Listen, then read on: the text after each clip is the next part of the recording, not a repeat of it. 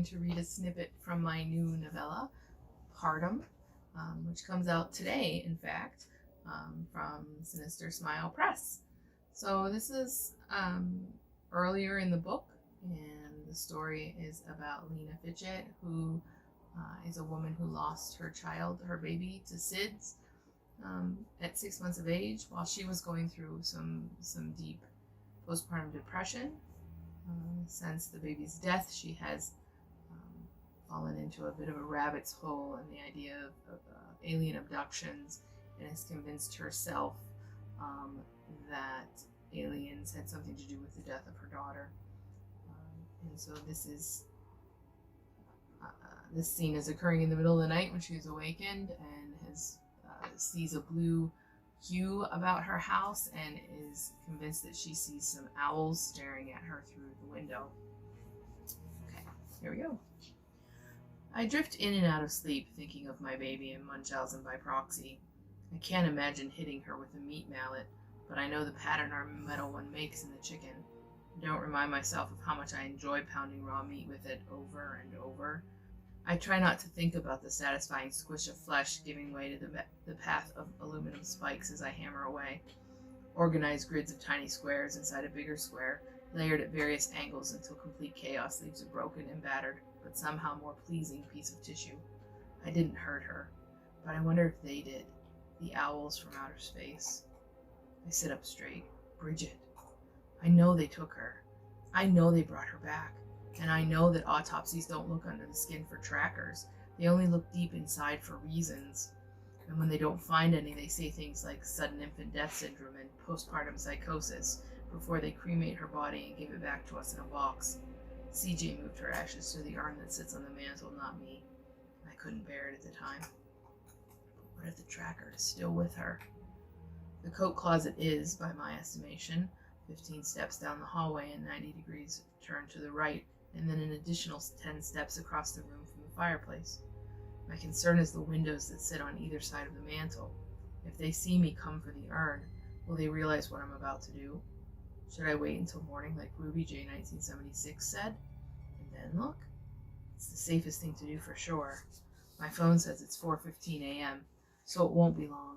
But the more I think about her ashes, the more certain I become the tracker is there. Why would it be in CJ? He's never around, and he is strong enough to fight them off. I'm going to go get Bridget. I belly crawl through the hallway, keeping to the darkest part of the room. I stop at the couch and slink behind its bulk. It's tight and hot in this space, hard to breathe, and even harder to slide along the faux suede. But if I can do it, I'll come out beneath the window and continue to crawl toward the mantel. I feel the sofa move, just a smidge, as I wriggle along, but I don't think it's too much to notice. Besides the blue atmosphere of the room, I can't even be sure they're still watching. I take no chances. The air thins when I reach the side table and I breathe in a single gulp. It tastes funny, the way electricity smells, but it rushes into my lungs easily, and so for that I'm thankful. I scrape my shin as I slide beneath the table and window. It hurts and brings tears to my eyes. I want to cry, to bawl like a baby with colic, but I bite my lip. Now I have to stand in order to grab the urn. I don't think I'll be able to retrace my clandestine trip through the furniture while holding her, so I will have to make a run for it instead. With Bridget in hand, I cross the living room in 4 graceful leaps and skitter down the hallway like a mouse. Back inside the closet, I accidentally cut my hand, sweeping in the darkness for the knife. I should have turned the phone light back on, but I didn't want to immediately call attention to my location. I don't think the cut is deep, just more of a fillet of skin on my palm. I feel the warmth of blood filling the space between layers of flesh.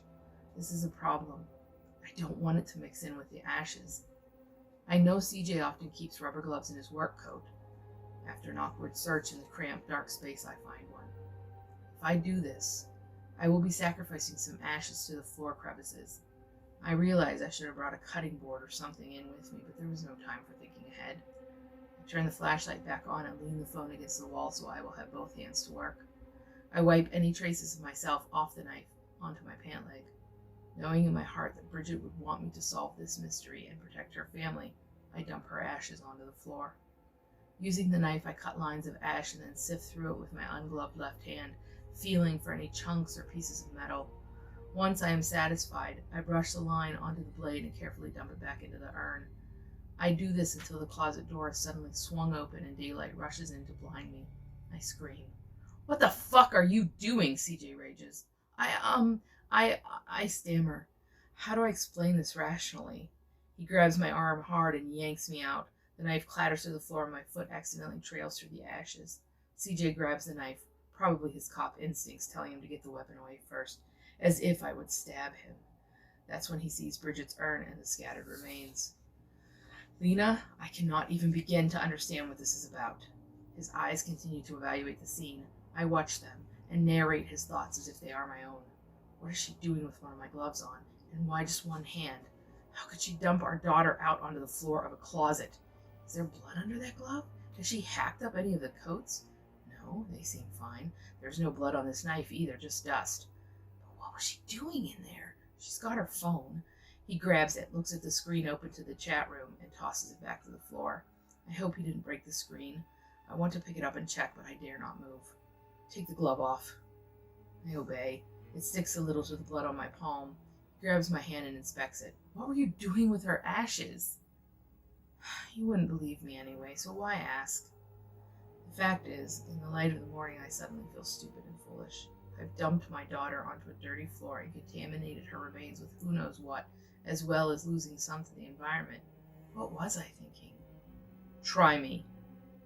Okay, I was looking for a tracker, something the aliens embedded within her when they took her. Something that allows them to come back and find us, to watch us. I thought if I found it, I could take it away and throw it in the woods or something to keep us safe. He hangs his head and breathes. The knife is still in his hand, and I wonder if he's thinking about slitting my throat, and it might be the best way to end my madness. Would I try to stop him if he did? I don't know. Finally, he looks at me again. I'm calling Dr. Preston and taking the day off. We'll go together. This has to stop, Lena. I don't want to have to put you in an institution. I stand up and brush Bridget off my legs. This isn't the 1800s, CJ. You don't get to declare me crazy and lock me away so you can go live a free bachelor life. Please, just go take a shower and clean yourself up. Thank you.